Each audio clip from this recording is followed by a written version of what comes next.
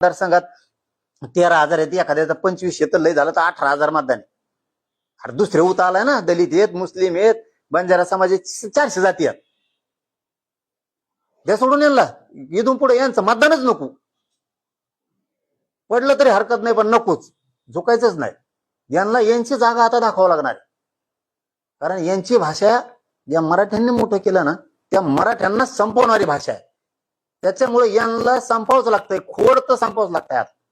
आणि मराठ्यांनी बारीक लक्षात ठेवायचं, पडायचं नाही नुसतं बिघडल्यासारखा. चाकाच शेतात कामं करायची, मिळतील ते व्यवसाय करायचे, मिळतील ते व्यवसाय करायचे, रोज कष्ट करायचे, 1,000-500 रुपये घरात कमवून आणायचे, पाय नाही पडायचं कोणाचे, अजिबात झुकायचं नाही. नाही मिळालं नाही मिळालं, थोबाडाकडे सुद्धा बघायचं नाही यांच्या.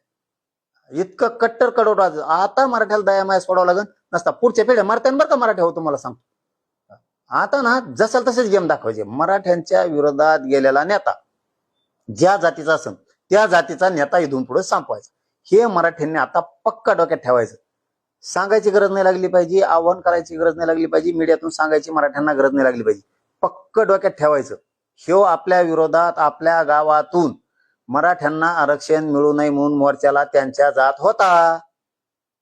कोणचं घर जात होतं आपल्या गावातलं, हे मराठ्यांनी ध्यानात ठेवायचं.